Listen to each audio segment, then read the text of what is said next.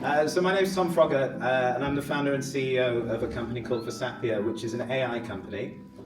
We are building an AI-powered operating system for high-performance culture to help companies get more from their teams and people. But I am not from a technical background. I'm not a computer scientist, I'm not an engineer. I've never actually worked in a technology company until we founded this one 5 months ago. All of this came from me trying to figure out how to use new technology to power what was quite a traditional business. I'm going to talk to you a little bit about that journey and the things that I've learned over the last probably 18 months that have led to me founding an AI company. I'm also going to talk to you a bit about context and about where we are, because as I've dove into this whole topic of AI, it's amazing to see the progress that's being made and the speed it's being made at. And then I'm going to try and leave you with some practical lessons that you can take away to enhance your leadership and your perspective on AI going forward. But this kind of came up in the panel, and what I find when I talk to people about AI is everybody's at a kind of different point in their adoption, their acceptance, their use of AI. So just to get a sense of the room, by show of hands, who is really excited about the potential of the technology that's available to us now? Oh, good. Okay, more than I expected. Who is terrified, or at least a little bit worried? The honest people are putting their hands up now. And who is kind of a bit of both, but mostly a bit overwhelmed, not quite sure where to start, and not quite sure exactly what to do? The really honest people are now putting their hands up. Yeah, me too some of the time. Because I think we are in a period of massive, massive, rapid change. But the truth is, and where I want to start with you is, AI isn't coming, it's here. One of the biggest mistakes I see people making when they're thinking about this, leaders making, is that they think of it as a future trend, but that's no longer the case. AI is here. You know, ChatGPT now has almost 1 billion weekly users. That's almost 1/6 of the world's population log into just ChatGPT, not counting any of the other LLM platforms, every single week. Ernst & Young did a UK study on AI adoption earlier this year, and 70% of people in the UK are using AI in some form in their daily lives, and 82% of companies are either actively using AI in their operations or they're actively exploring its use. So no longer are we predicting a future trend. This is the reality that we're facing today. Now, it doesn't mean you're too late. If you haven't started using AI yet, you still have a window of opportunity, and I'll talk a bit about that later on. But it does mean you need to start taking action. Because the second truth I want to share with you is that over the next 2 to 3 years, and that's probably a conservative prediction, the way that your business operates, the way that you work, will be significantly disrupted. That doesn't mean your business won't exist, doesn't mean your job won't exist, but the way that you approach your day-to-day work will be completely different over the next 2 to 3 years. And I kind of think of it, I'm not the first person to draw this analogy by any stretch, but I kind of think of it like social media. So when social media started out, it was mostly for fun. You had Friendster and MySpace, and the first big one was Facebook. With Facebook, when I joined Facebook, you had to be at a university to join Facebook. You had to have a university email address. It was for students to communicate with each other. And I can't imagine they were doing very much that was productive with it. But over time, more networks sprung up, and Meta started, or Facebook at the time, they launched their advertising platforms. They launched different ways to network, different ways to connect. LinkedIn came along. It's fair to say that from those sort of social and fun starting points, social media has changed the world, changed the way we communicate, changed the way we operate, changed the way we do business. And AI is on a very similar curve, but it's moving much, much faster. So we are at the end of the sandbox era where people are playing around with AI now. And we're into the era where there's serious business being done, not just in deep tech companies, but in every company. People are using AI as core to their operations, as I mentioned in the stats before. Yes. So if you are not yet adopting AI, you've got to start to think about the fact that all of your competitors are. So over the next 2 to 3 years, it's really important that you take action, and you start taking action immediately to understand how your work will be disrupted. Because my view on this has always been, and this kind of led to my journey with AI, I would much rather be the person building the thing that disrupts the way I do things now than be the person who's disrupted by someone else. And all of us have the opportunity to do that, actually, and I'll talk a little bit about tools and what's available to us later on. But what does that actually mean in a practical sense? Well, there's several things. So we're not, I don't think, in the near future moving into a fully automated world. We're not moving into a world where humans are useless, as some predictors would have you believe. Humans will still play, you'll be pleased to know, a very important role in business, in life, in the way that we work. But jobs will certainly change. People and companies are going to have to adapt to that. So the World Economic Forum publishes a report every year on the future of jobs. And in their latest one, they predict that over the next few years, around 50% of people are going to have to significantly reskill in order to stay relevant, even if they stay in the same jobs that they're in right now. So it's not about new jobs necessarily. Even jobs that exist today are going to be done completely differently. And I spend a lot of time, probably too much time, looking out for reports and research and thought leadership on how is technology going to influence work, because that's where I spend a lot of my time. And the opinions are really diverse. It's really hard to get a sort of consistent view on what technology means for the future of work. However, if you look at all the studies in aggregate, there are some trends that emerge, and they're probably a little bit more optimistic in some ways than you might think. So based on all the research that's available, from my point of view, the most likely outcome over the next 5 years is employment levels actually remain relatively flat. We're not going to lose a lot of jobs. However, there's going to be a lot of churn within that. So individual jobs, individual industries will be disrupted significantly, but overall employment will remain flat. Now that's globally, by the way, so bearing in mind that the digitalization of work means that we're now competing globally, not just locally or nationally. That means that those of us in advanced economies probably need to work a bit harder to reskill to stay relevant, because our skills are now available around the world. So the biggest issue we're going to face over the next 5 years is actually skills mismatch, not lack of job opportunities. So this is where people retraining really comes in. If you look out 10 years from now, actually we're probably going to see, again globally, a slight increase in the amount of jobs that are available. But in advanced economies, and I for now would still count the UK as an advanced economy, we can have a debate about that later on, they're likely to stay more flat. And we will certainly see some industries start to shrink, but they will be replaced by other industries that are growing really, really rapidly, a lot of them driven by technology. Now, when you look 20 years out, obviously that's much more difficult to predict, but the likelihood is that jobs will still exist. So that's good to know. They're going to be more focused on human qualities though. They're more likely to be focused on creativity, on compassion, on connection, because all of the routine stuff that we do today will likely have been automated.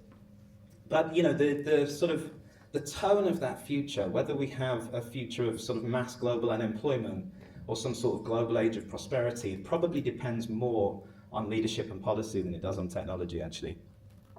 So technology is not going to be the thing that drives either the positive result or the negative result. It's a tool that's going to do what our leadership and our policymakers enable us to do with it, and what entrepreneurs and business leaders do with it as well. And some organizations obviously will take the opportunity to reduce headcount, and we're already seeing that start to happen at a mass scale.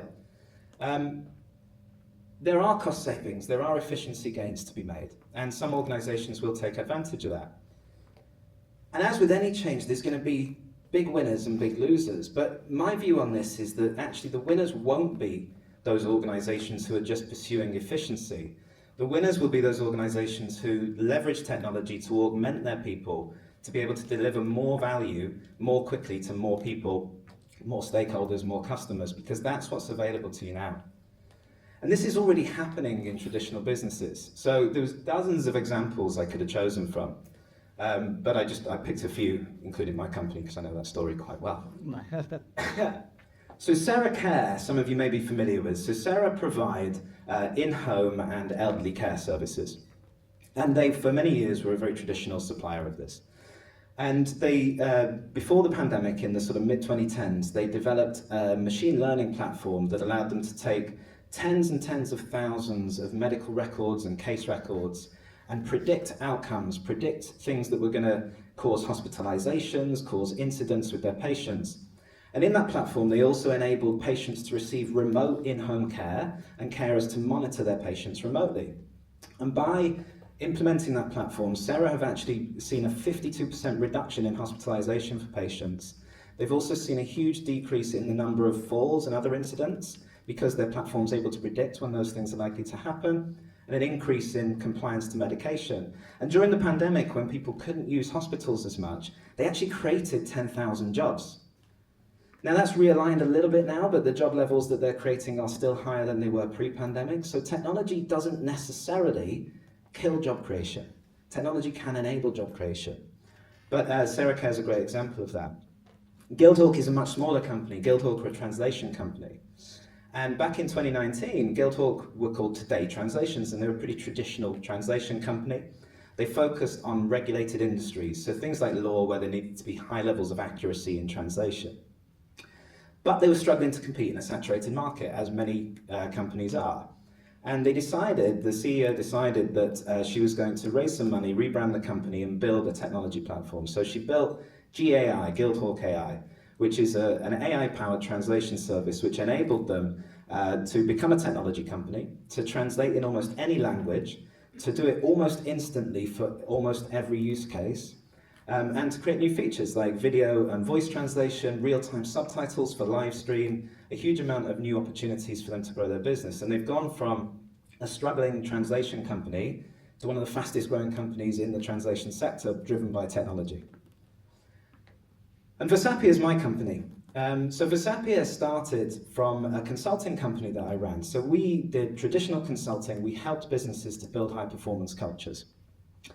And we'd done that for about 3.5 years at the start of this year. And we built a methodology around that was really robust and allowed us to go into companies and figure out where they were culturally, where they were trying to go, and what the steps were to get there. But because every company is different, there was a lot of tailoring and a lot of customization that was required from that. And so we had to do that manually. And it required a lot of input, a lot of manpower, and a lot of expertise, which meant that it was really expensive to deliver. So we had to charge a lot of money for it. So a lot of companies were very, very interested in how they could develop a higher performance culture, but they couldn't spend 100 grand bringing in consultants to do it, or they couldn't spend 50 grand on a short transformation project. And when I looked at growing the consulting business in the traditional fashion, to be honest, it just looked really expensive and really difficult and painful, and I just didn't want to do it. So I had been exploring, as I said, technology in our business as a whole. And earlier this year, it kind of struck me that I should start asking the question, well, what if we trained an LLM on all of our IP that we've developed as a consulting company? And what if we then created a series of prompts, a series of channels to get input that we would get as consultants, because we had structured ways to do that, that allowed the AI to process that input and create the same sort of output we would create? What would that be like? Would it be any good? So I started experimenting with that. And there are moments where, and some of you may have experienced this, if you haven't, you probably will at some point, you go in about 10 minutes from AI couldn't do my job to seeing it do your job, and then going, oh yeah, that's pretty good actually. And that's what happened. So we spun out Versapia, and with Versapia we're now building an AI company to do that. And that's allowing us to bring high performance culture to many more companies who just couldn't access the level of input that they would get from consultants traditionally. And we're building that with an AI agent called Verity. I think Emma's going to talk a little bit more about women in AI at some point today. It is an issue, and I think this is something that we do need to address. We've built a female AI agent. That means we need female input into how that agent operates and behaves. But most of the input into AI right now is from men, and actually is from white men in their 20s to 45, roughly. So we could do with more diversity in that. That's not the point of this presentation, but I'll leave it at that. So this is already happening in very traditional businesses.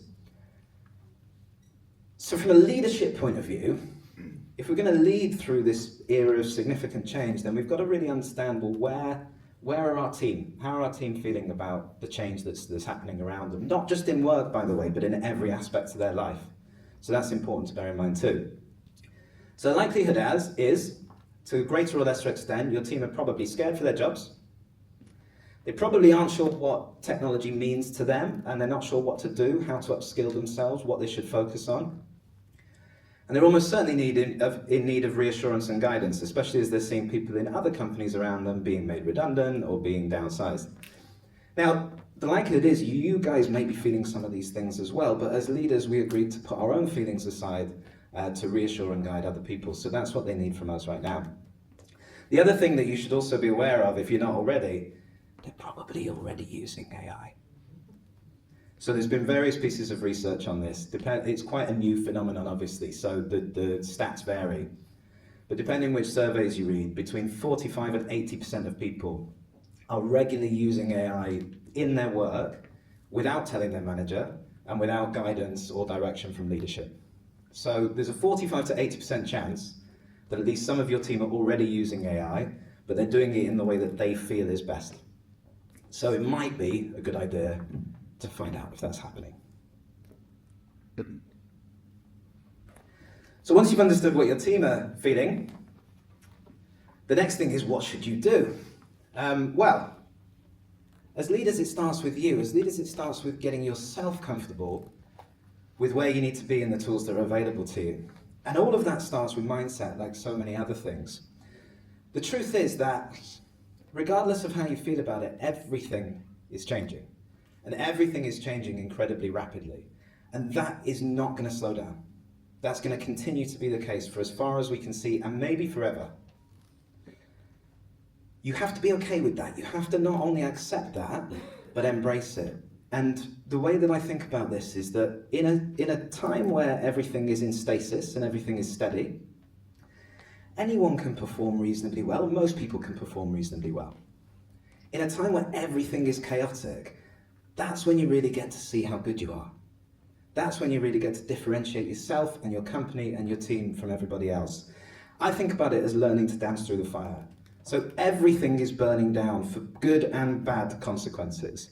If you can learn to dance through that, then you're going to come out on top. Because the reality is that some people, none of us know the path that's ahead of us. None of us know what the next 5, 10 years are going to look like. However much Sam Altman tells you he doesn't.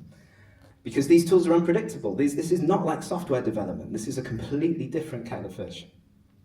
But some people are going to walk that path with real confidence, and other people are going to tiptoe behind them and see what they do.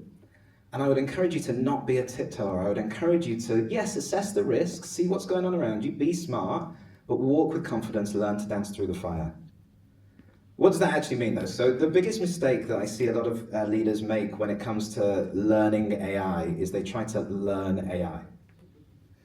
It's too big. There's too much of it. It's moving too fast. There's new things coming out every day. You cannot learn AI. You will drown.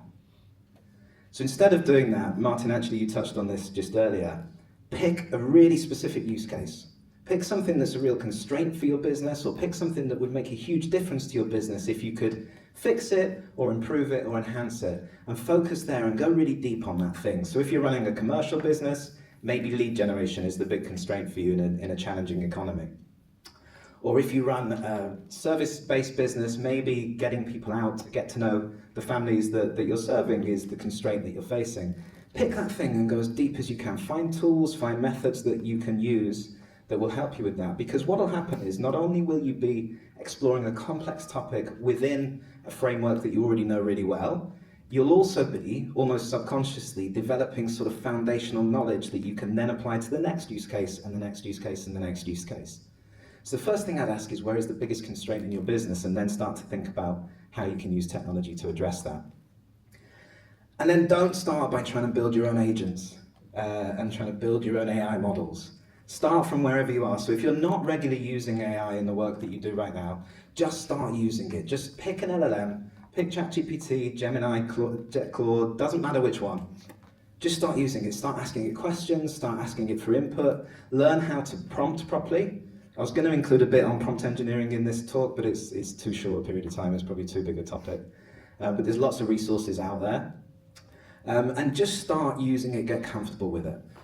And then once you're getting quite comfortable with it, start customizing it, start tailoring it to your needs. So I'm a big fan of custom GPTs. You can create custom copilots and different versions of this in different platforms. But you can, in a world where generalist knowledge is available to everybody, yes, the quality of questions that you ask of that generalist is really important, but also your ability to then specialize that knowledge and go deeper with that knowledge is really key as well. So one of the things I did at the beginning of my journey into AI is I created a board of GPTs. I created a COO, a CFO, a Chief Marketing Officer, a chair, a whole bunch of different ones. And I have that for each business that I run. And every month I have a board meeting with them. And I create a report of what's happened the month before, and I give it an insight into my plan for the coming month, or I'll do it for the quarter or for the year. And I'll ask it for feedback, and I'll ask it to challenge my assumptions and ask me questions and give me different perspectives. And look, I don't take most of what it says on board. I ignore 80% of it, but the 20% that I listen to shows me blind spots, it gives me different perspectives. It's been really powerful and really useful. And then I'll go for it for stuff like, I can't be bothered to write adverts for this thing, can you do it please? So you can use it for that as well. And then once you've got comfortable with that customization, then you can load up Replit and Lovable and start vibe coding stuff, create your own agents. Agents, by the way, are just automations. People are just calling them agents because it's better from a marketing point of view. Then you can get into that stuff, but don't try and start there. Scale up your own knowledge. And the cool thing about the tools that we have now is that AI will teach you how to use AI. All you got to do is ask it, and you've got to give it enough context. One of the custom GPTs I've created is an AI tutor. So if I ever want to do anything new with technology, I'll go and ask it. I'll go and ask it which tools I need, how to do it, walk me through it step by step. Imagine I've got the technical capacity of a 15-year-old, which is about right, probably giving myself a bit too much credit there. And it will teach you how to do it. And yes, automation is just as useful, and we ignore automation in our conversation about AI quite a lot, but automation is just as useful and probably where you'll get a lot of initial value, so don't forget about that. So then when you've upskilled yourself, then you've got to bring your team along. So there's an exercise you can do. You can do this yourself, but I find this a really good exercise to do with your team. Get your team together and ask them, well, what if all of our resource constraints were removed? What would we do differently? Not just what would we do incrementally differently, what would we do completely differently to deliver value to our stakeholders, whoever they may be? Because, again, this is not my analogy, but the way to think about what's available to us right now is imagine if we discovered a new country. And in that new country, there were 1 billion PhD educated people. And they really wanted to work for you. And they were willing to do it, usually for free, maybe for a little bit of money. And they'd work 24/7, and they could learn anything, they could learn how to do anything. They were smart, and they were very, very analytical. But they were all 12. And they were a bit naive, and they didn't really have a lot of context, and they needed a lot of guidance and training and things like that. But legally, they were allowed to work for you. That probably is the caveat I should probably add. You'd probably take that deal, right? That's what's available to you now, and it does require work. We're not at a point with AI where we can just go, oh, hey, run my sales function, and then you leave it alone. It requires more input than that, but it will work really, really hard for you. So ask your team, if we had 10 times the manpower, if we had 100 times the resources, if we had 1,000 times the people available to us, how would we deliver differently for the people that we need to deliver for? How would we keep so focused on those use cases, but how would we approach them differently? Then obviously give them the time, space, and resources to actually explore those things, because nobody knows the answer and it's all changing so quickly. So let them have the opportunity to explore. You can even incentivize it. So for those of you who know Stephen Bartlett, his company Flight Story is a media and investment company. He created a technology incentive for his staff. He set up a competition, and the best use of technology to improve their business won £20,000. And in the first 3 weeks of setting up that competition, they estimated they'd made £1.6 million worth of savings. And he did give someone £20,000, and he gave the second person £10,000 and the third person £5,000, and he was happy to do so because he'd made millions from that. Now, he's got quite a big company. I think he's also got a lot of money, so you might not want to do it like that. But give incentives and give resources and give space. Try and get your team to focus on creating value, not just saving their jobs or creating more efficiency. That may require some coaching. And again, tackle specific problems and opportunities, because if you just tell them, hey, see how you can use AI, then they're probably not going to come up with things that are that useful. But have them help you come up with those problems and opportunities that they're going to focus on. So we've covered quite a lot. I only had a short space of time to cover this in, so I hope I've not whistled through it too quickly. If you haven't got the piece that you need from that yet, then the one thing I would leave you with is however you're feeling about AI technology, what it means for you right now, please stop hesitating. It's okay to be afraid of what's coming. It's okay to be unsure of what's coming. It's okay to be worried and anxious. It's not okay not to do anything. Because the reality is, we are now in a position where anything you can think of is possible. And the resources that are available to you have multiplied. So when everything's possible, and resources are no longer constrained, then it's not the smartest or the hardest working that wins, it's the person who takes action. So please, please, please take action.